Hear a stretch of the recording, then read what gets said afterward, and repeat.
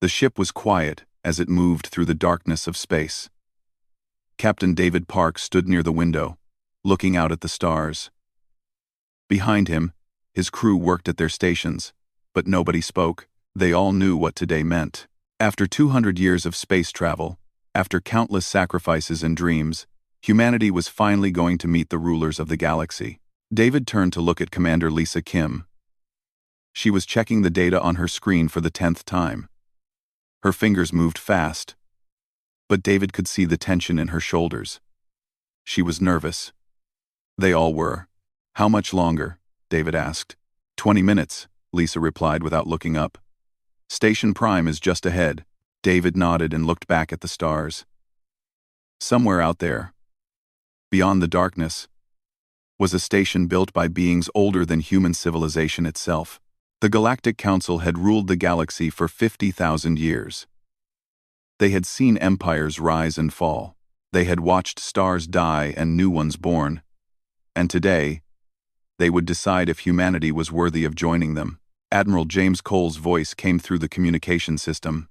He was watching from the observation ship behind them. "Remember, David. Be respectful. Be humble. We only get one chance at this." "I understand, sir," David said. But deep inside, something felt wrong. David had read every report about the Council species. He had studied their history, their culture, their way of thinking, and what he found worried him. These beings did not see younger species as equals. They saw them as children at best, and insects at worst. The station appeared in the window like a crystal flower floating in space. It was beautiful and terrifying at the same time. Towers of light reached up into the void. Ships of all shapes and sizes moved around it like fish swimming around a reef.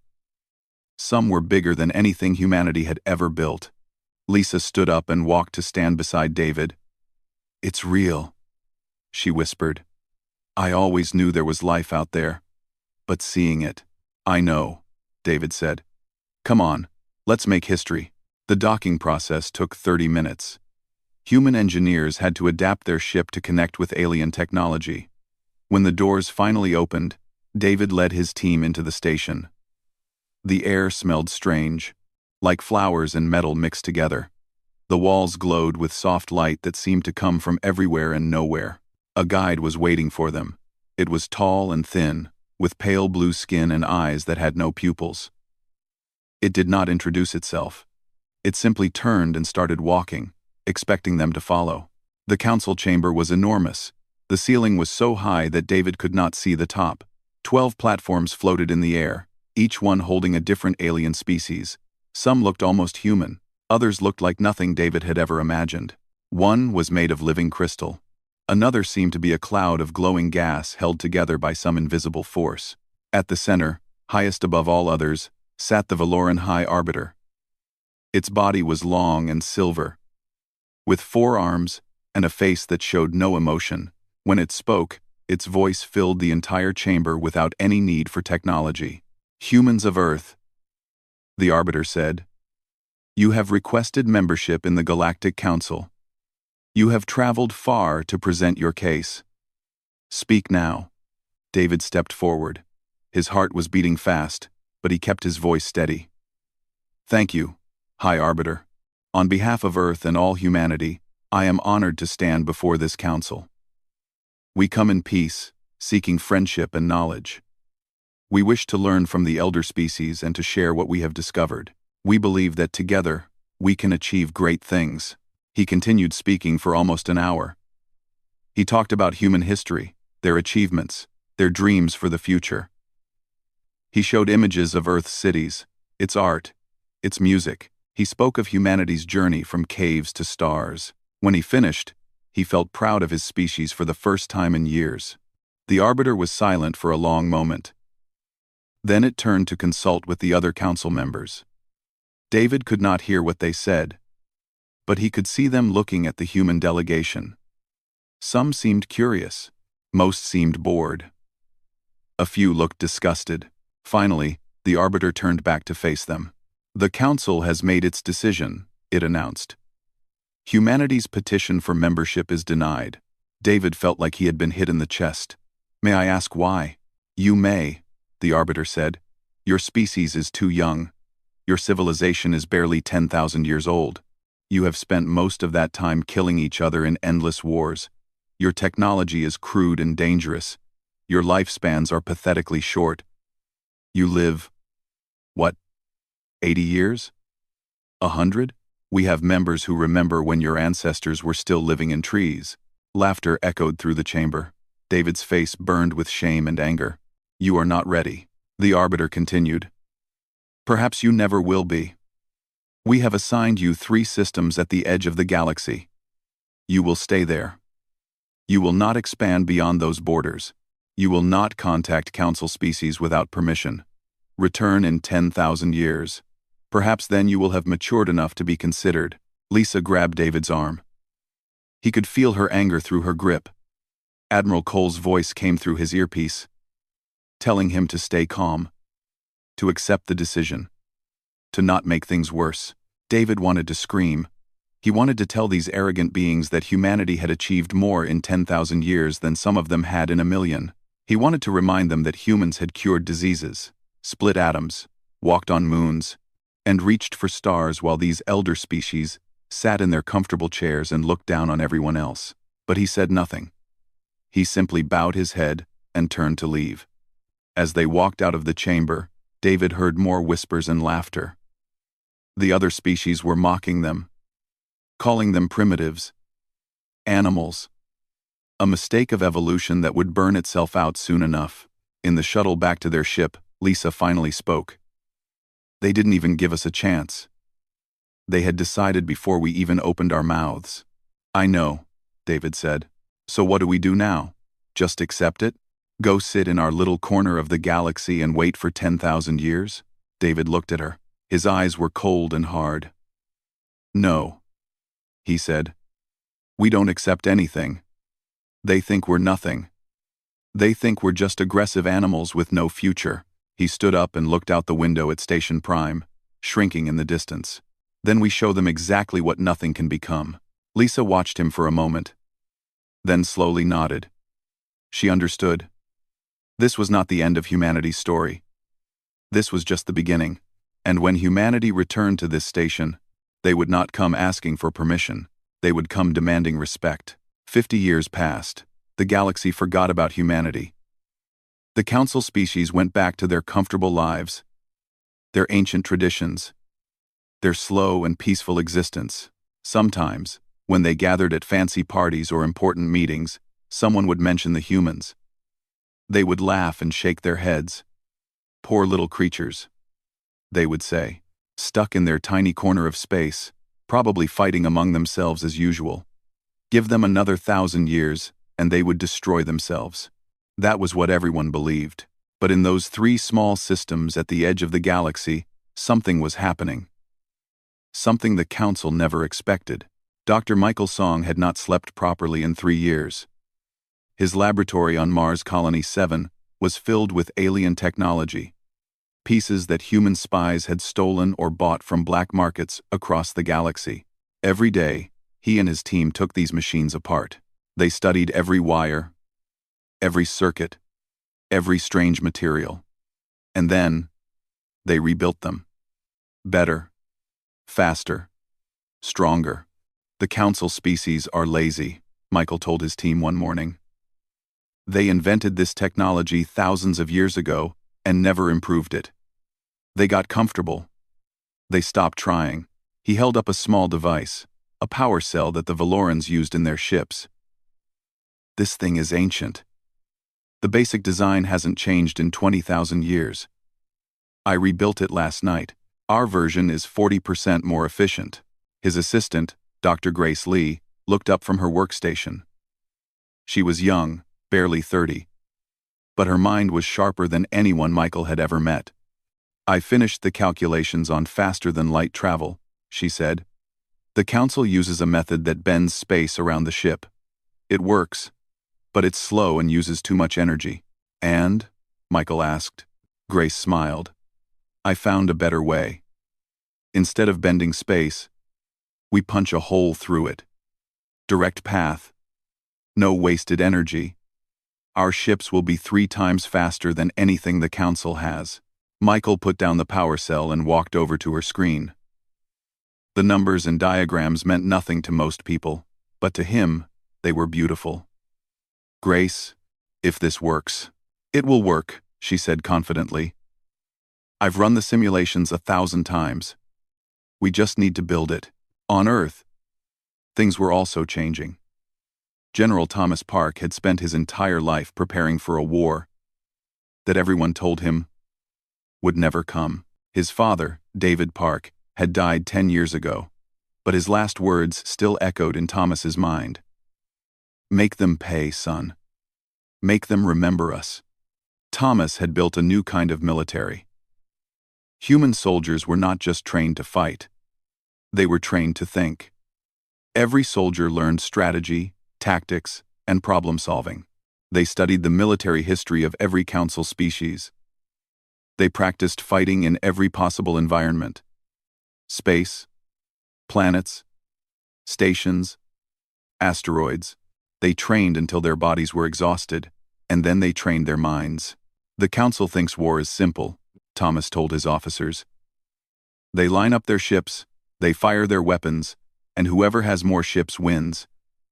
They haven't fought a real war in 10,000 years. They've forgotten what it means to struggle, to adapt, to survive. He pointed at a map of the galaxy. We will not fight like them. We will not play by their rules. We will be faster, smarter, and more determined than anything they have ever seen. When we move, they will not know we are coming. When we strike, they will not know what hit them. And when it is over, they will finally understand what humanity truly is. But the most important work was happening in the shadows. Intelligence Director Anna Kim ran a network of spies that spread across the entire galaxy. It had taken decades to build. Human agents had traveled to Council worlds, pretending to be traders, workers, tourists. They were ignored because humans were considered harmless, primitive, not worth watching. This was exactly what Anna wanted. Her agents learned everything. They discovered the locations of military bases, the weaknesses of defense systems, the secrets that Council species hid from each other. They recorded conversations between politicians. They copied files from government computers. They mapped escape routes and supply lines and communication networks. Anna sat in her office on Earth, reading reports from across the galaxy. One of her best agents, a woman named Jenny White, had just sent information from deep inside Valoran space. They're planning to reduce our territory, Anna read aloud. The Council wants to take one of our 3 systems and give it to a species called the Tauran. They think we won't notice. They think we can't do anything about it. Her assistant, a young man named Kevin Moon, looked worried. Should we tell the president? Of course, Anna said. But it doesn't matter. Let them make their plans. Let them think they are in control. She closed the file and leaned back in her chair. In 5 years, their plans won't matter at all. Kevin looked at her. 5 years? Is that when we're ready? Anna smiled. But there was no warmth in it. 5 years is when we show the galaxy what 50 years of preparation looks like. Across human space, factories worked day and night. Shipyards in orbit around Earth, Mars, and a dozen other worlds built warships unlike anything the galaxy had seen. They were sleek and fast, painted black so they disappeared against the darkness of space. Each one carried weapons that human engineers had designed specifically to bypass Council shields. Scientists developed new medicines that could heal wounds in minutes. Engineers created armor that could stop alien weapons. Programmers wrote code that could take control of enemy ships and turn them against their own fleet. And through it all, humanity stayed quiet. They smiled politely when Council representatives visited. They paid their taxes to the galactic government. They pretended to be exactly what the Council expected, a small, weak species, too busy fighting among themselves to ever be a threat. The galaxy saw nothing. The galaxy suspected nothing. Until the day humanity was ready.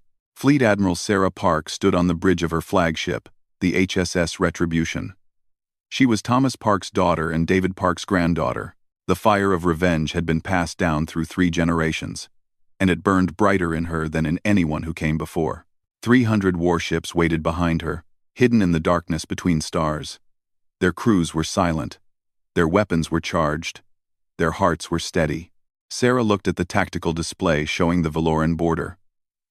For 50 years, humanity had been patient. For 50 years, they had worked and waited and prepared. Now, the waiting was over. "All ships," Sarah said, her voice calm and cold. "Begin the attack."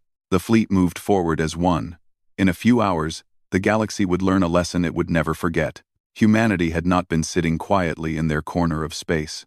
They had been getting ready. And now, they were coming. The Valoran border station was called Sentinel of Light.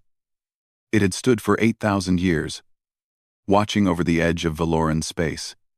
Its shields were legendary. Its weapons could destroy a small moon. 300 Valoran warships were stationed there, ready to defend against any threat. The commanders who served there were proud and confident. Nothing could break through their defenses. Nothing ever had. Officer Third Class Tolan was bored. He sat at his sensor station, watching screens that showed nothing but empty space. The same empty space he had watched for the past 6 years. Sometimes a merchant ship would pass through.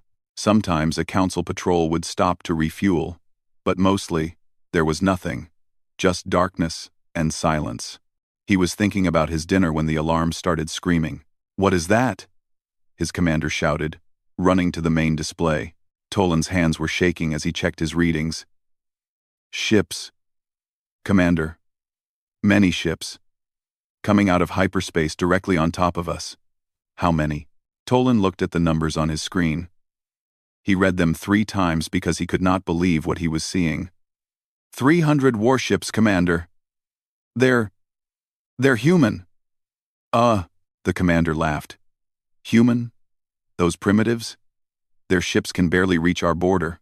They don't have weapons that can scratch our shields. This must be a mistake." But then the human fleet appeared on the main view screen, and the laughter died in his throat. These were not the ugly, slow ships that humanity had shown the galaxy 50 years ago. These were predators. Black and sharp, they moved through space like shadows come to life. They flew in perfect formation, each ship knowing exactly where it needed to be.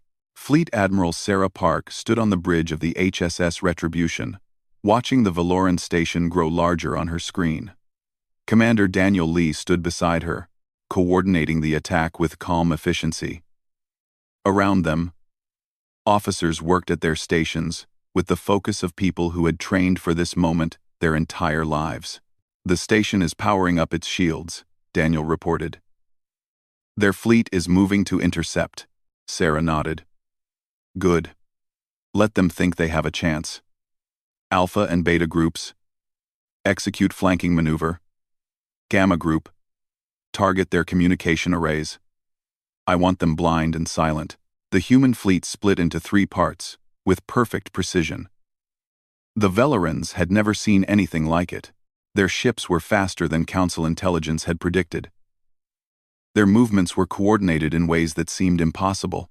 The first shots were fired by the Valoran defenders.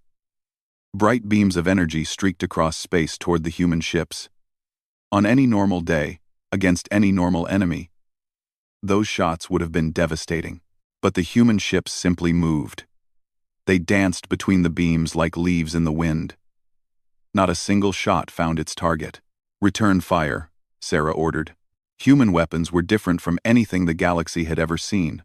Instead of energy beams, they fired small projectiles at incredible speeds.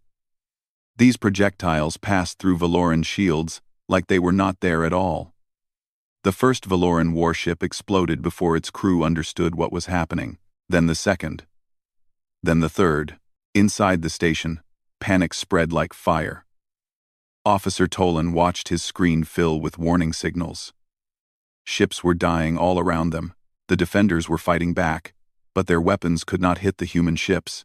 Every time they fired, the humans were already somewhere else. "How are they doing this?"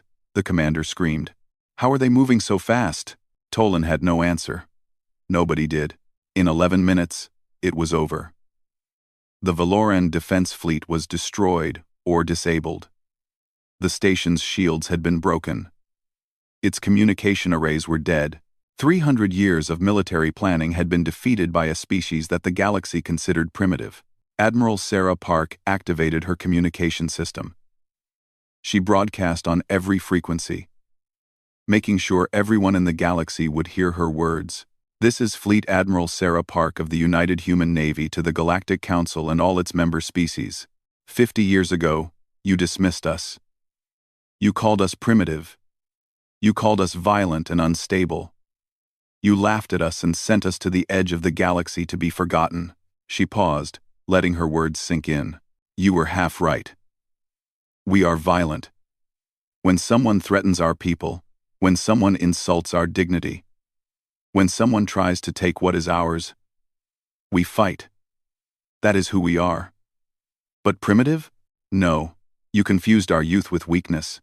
You thought because we were young, we could not learn. You were wrong. On the view screen, Valoran survivors were abandoning their damaged ships in escape pods. Human vessels moved to rescue them, not to destroy them. This was not genocide. This was a message. We did not come here for revenge, Sarah continued. We came here to show you the truth. Humanity is not your servant. Humanity is not your pet. Humanity is not going to sit quietly in its corner while you decide our fate. She stood straighter, her voice growing harder. In the next week, we will take 3 Valoran systems. We will capture your military bases and your shipyards. But we will not harm your civilians. We will not bomb your cities or destroy your homes. We are not monsters, even if you think we are. Commander Daniel Lee reported that the attack was complete. The station was disabled. The fleet was destroyed. 0 human casualties. Sarah felt a moment of pride for her crews, her ships, her species. Consider this a warning, she finished. The old order is ending. A new one is beginning. You can be part of it, or you can be swept away by it. The choice is yours. She cut the transmission and turned to her crew. Excellent work, everyone. Daniel, send the rescue ships to pick up Valoran survivors. Treat them with respect. We want prisoners, not bodies. Daniel nodded and started giving orders. Across the galaxy, billions of beings watched the recordings of the battle in shock. This was impossible. Humans were supposed to be weak. Humans were supposed to be primitive. Humans were supposed to be nothing. On Station Prime, the Galactic Council called an emergency meeting. The High Arbiter who had dismissed humanity 50 years ago was still alive, still in power. It watched the battle footage with growing horror. How did this happen? It demanded. How did they get this technology? Who helped them? But nobody could answer. The truth was too terrible to accept. Humanity had not received help from anyone. They had built everything themselves. They had studied, worked, and prepared while the galaxy ignored them. And now they were back. In the human fleet, soldiers celebrated their victory. But Admiral Sarah Park did not join them. She stood alone at a window, looking out at the stars. Her grandfather had died dreaming of this day. Her father had trained his whole life for it. 3 generations of her family had worked toward a single goal: to show the galaxy that humanity would not be ignored. But this was just the beginning. The Council would respond. They would send their combined fleets to crush the human rebellion. They still believed that numbers and age meant everything. They were about to learn how wrong they were. Sarah smiled coldly and walked back to her command chair. Set course for the next target, she ordered. We have a galaxy to wake up. The news spread across the galaxy like a storm. Every species, every world, every being with access to a screen watched the footage of the human attack. They saw Valoran ships exploding. They saw the legendary Sentinel of Light station falling silent. They saw Fleet Admiral Sarah Park delivering her message with cold confidence. For the first time in 10,000 years, the Galactic Council was afraid. The High Arbiter called for unity. All 12 Council species would contribute ships to a combined fleet.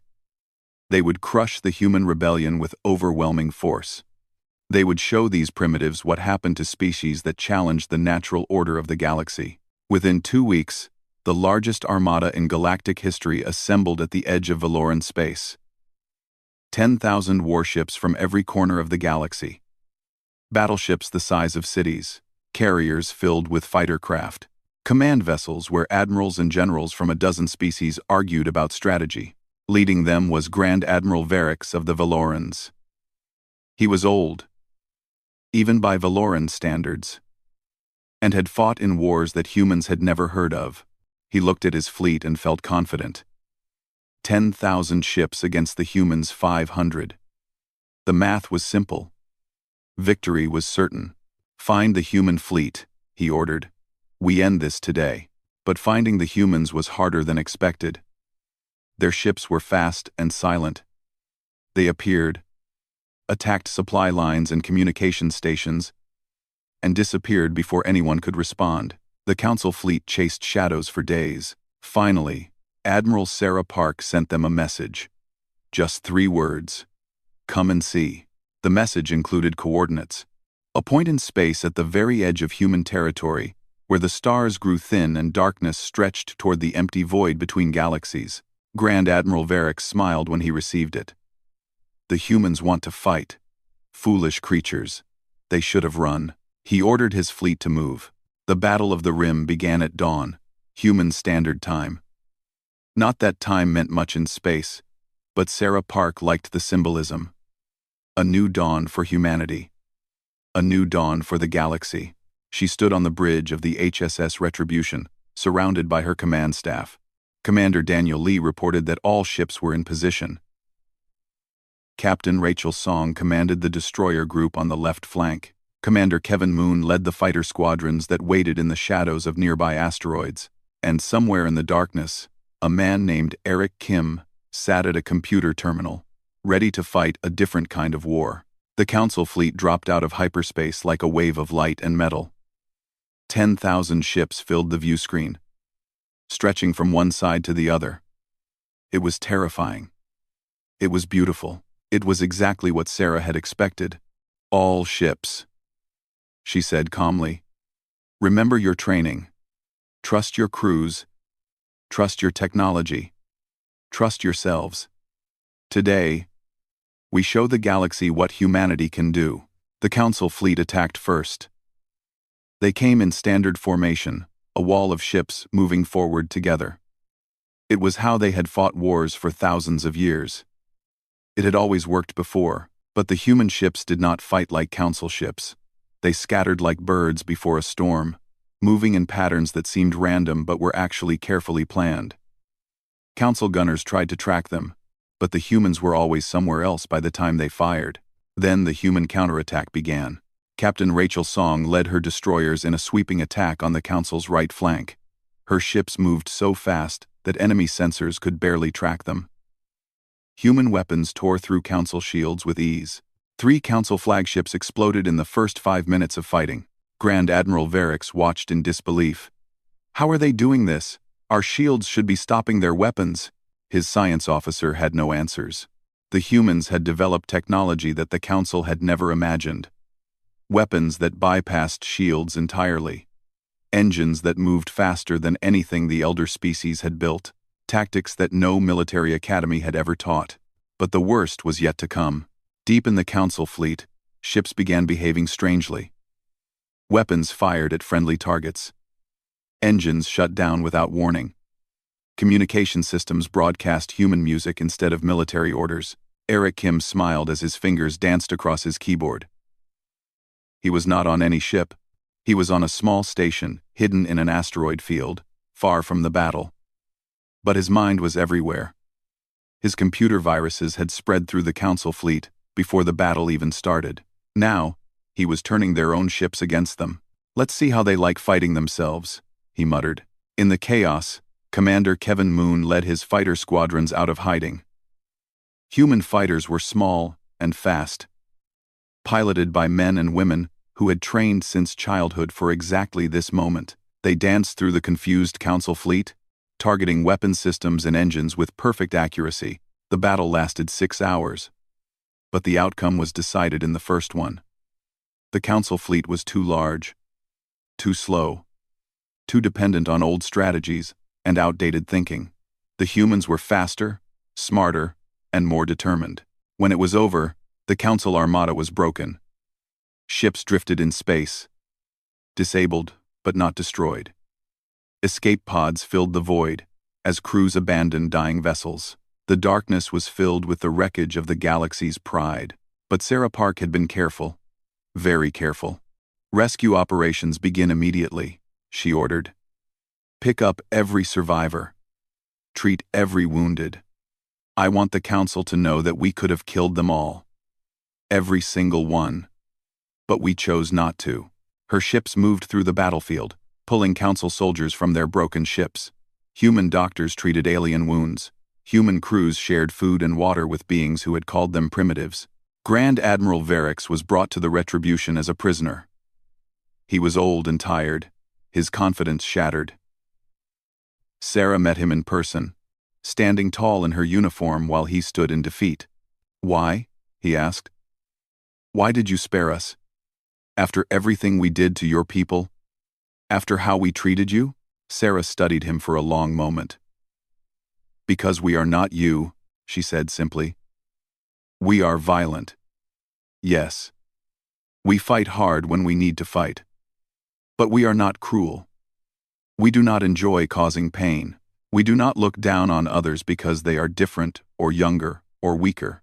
She stepped closer, her eyes hard as steel. "You called us primitives. You laughed at us. You thought our short lives and our bloody history made us less than you. But you forgot something important. Our short lives make us value every moment. Our bloody history taught us the cost of war. We know what we are capable of, both good and bad, and we choose to be better." She turned away from him and walked to the window. "Go back to your council. Tell them what happened here today. Tell them that humanity does not forget, and we do not forgive. But also tell them this. We do not want to destroy you. We want to change you. We want to build a galaxy where every species is equal, where no one is dismissed because of their age or their appearance or their history." She looked back at him one last time. "The old order is dead. Tell the Council to decide what comes next.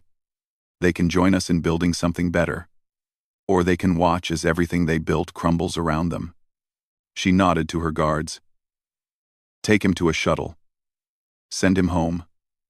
As Varix was led away, Commander Daniel Lee approached Sarah. "Do you think they'll listen?" Sarah watched the stars through the window. Somewhere out there, the Council was learning that their galaxy had changed forever. "They'll listen," she said. "They don't have a choice anymore. The Battle of the Rim was over. But humanity's war for respect was just beginning." 3 months passed after the Battle of the Rim. 3 months of silence, negotiation, and fear. The Galactic Council had lost more than ships that day. They had lost their confidence. They had lost their belief that the old ways would last forever.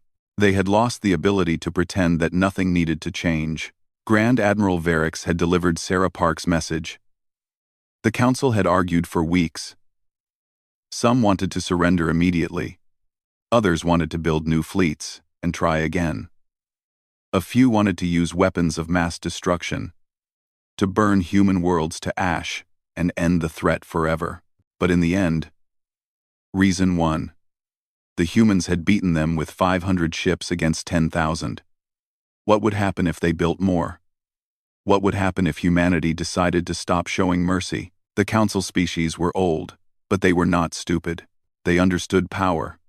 And right now, humanity had all of it. A message was sent to Earth. The Galactic Council requested a meeting at Station Prime. Not to judge humanity this time. To listen to them. President William Park read the message in his office on Earth. He was the great-great-grandson of Captain David Park, the man who had been laughed out of the council chamber 50 years ago. William had grown up hearing stories about that day. He had seen the pain in his grandfather's eyes when he spoke about it. He had watched his family dedicate their entire lives to this moment. Now it was here. "We accept," he said to his advisors. "Prepare the delegation." The human ships that approached Station Prime this time were not a small group of hopeful diplomats. They were a fleet of warships, sleek and powerful, escorting the president's personal vessel. But their weapons were not active. Their shields were not raised. Humanity came in strength, but they came in peace. President William Park walked through the same corridors his ancestor had walked 50 years ago. But this time, no one laughed.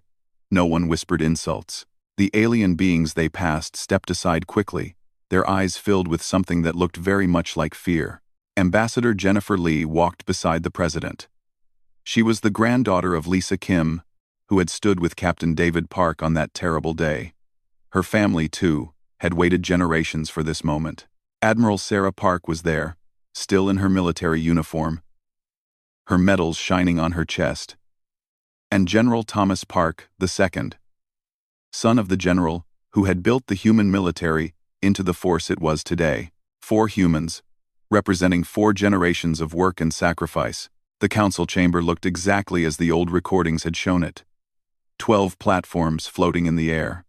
12 species that had ruled the galaxy for 50,000 years. But their attitude was different now. They did not sit high above the humans, looking down with contempt. They had lowered their platforms. They sat at the same level as the human delegation. A new High Arbiter had replaced the old one.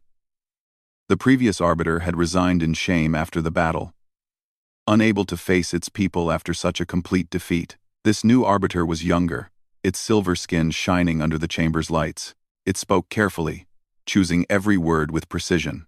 President Park, on behalf of the Galactic Council, I welcome you to Station Prime. We have asked you here to discuss the future of our galaxy. We are prepared to offer humanity full membership in the Council, with all rights and privileges that includes. We also offer trade agreements, technology exchanges, and an apology for how your people were treated in the past. William Park listened politely. Then he shook his head. No, he said simply. Shock rippled through the chamber. The council members looked at each other in confusion. They had prepared for many things, but not for humanity to refuse everything they offered. We don't want membership in your council, William continued. We have seen how you treat species you consider lesser. We have seen your arrogance, your cruelty, your willingness to dismiss entire civilizations because they don't meet your standards of worthiness. He stepped forward, and the council members leaned back in their seats. There was something in his eyes that reminded them of the battle, of the ships they had lost, of the power this young species had shown. Your council is broken. Your system is corrupt. For 50,000 years, you have divided the galaxy into those worthy of respect and those who deserve only contempt.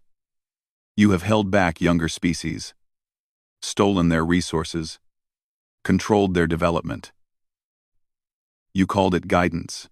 You called it protection. But it was just another form of control. Ambassador Jennifer Lee stepped forward and placed a document on the central platform. It was thick with pages, filled with ideas that human scholars had been developing for decades. This is the new Galactic Charter, she said. We have spent 50 years writing it. It describes a different kind of galaxy, one where every species, young or old, powerful or weak, has an equal voice. One where decisions are made through discussion and compromise, not through force and intimidation. The Arbiter looked at the document but did not touch it. And if we refuse to sign this charter? William Park's expression did not change. Then the galaxy will learn what happens when humanity is truly angry. We held back in the Battle of the Rim. We showed mercy. We saved your soldiers and treated your wounded. But make no mistake, that was a choice. And choices can change. He let the threat hang in the air for a moment before softening his tone. But we did not come here to threaten you. We came here to offer something better. A new beginning. A galaxy where no species has to feel the shame my great-great-grandfather felt when he stood in this very chamber and was laughed at. A galaxy where young species are welcomed and helped, not dismissed and controlled. He looked around at the 12 platforms, meeting the eyes of beings that had ruled the stars before humanity had learned to write. We are offering you a chance to be part of something better, to leave behind the old ways and help build something new. It will not be easy. You will have to give up power you have held for thousands of years. You will have to learn to see other species as equals, not as inferiors. He paused, then continued more quietly. But we believe you can do it. We believe that somewhere under all that arrogance, there is wisdom. You have lived long enough to see what works and what does not. You have made mistakes, but you have also achieved great things. We want to learn from you, and we want you to learn from us. Admiral Sarah Park spoke next. My grandfather told me something before he died. He said that victory is not about destroying your enemies. It is about making them understand. We could have destroyed your fleets completely. We could have bombed your worlds and taken your resources. But that would make us no better than you were. Amen. She stepped forward, standing beside the president. We want respect, not fear.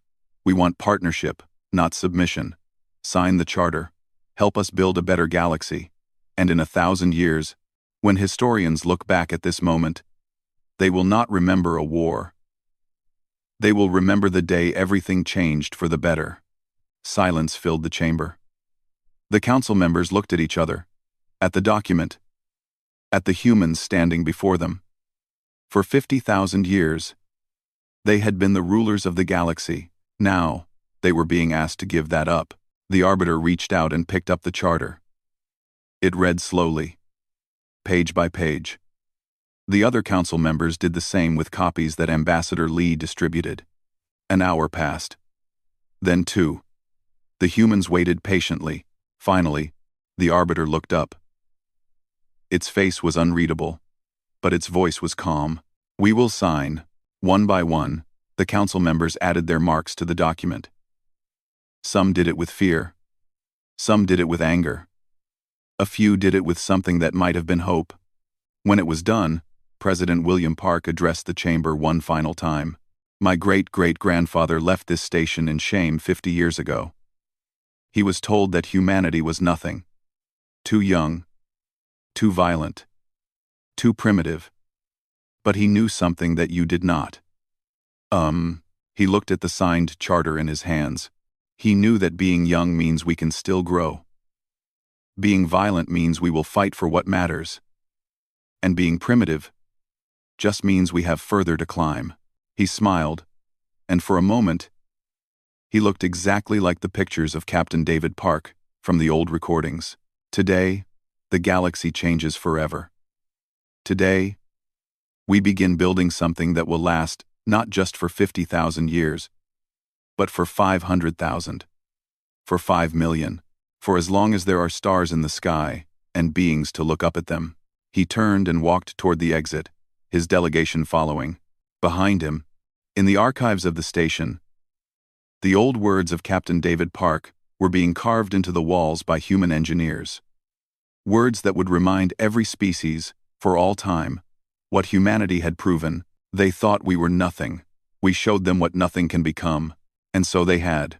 The galaxy would never be the same.